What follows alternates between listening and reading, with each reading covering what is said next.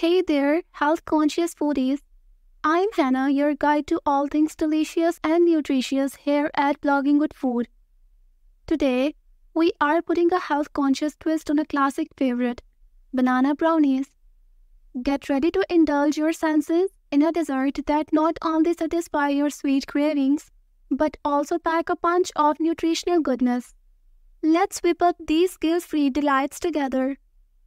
Alright, so here's the lowdown on what you need. Ripe bananas, cocoa powder, and almond flour. Yes, just 3 things. Peel those bananas and mash them up. Then, sprinkle in that cocoa powder and almond awesomeness. Mix it all up until it's the Beyonce of batter is flawless. Now, take that luscious batter and pour it into a cozy baking dish. Smooth it out. Pop it into the oven, bake it for about 20 to 25 minutes. Once your brownies are out and cooled, patience my friends, it's slicing time. Voila! Check out these amazing brownies.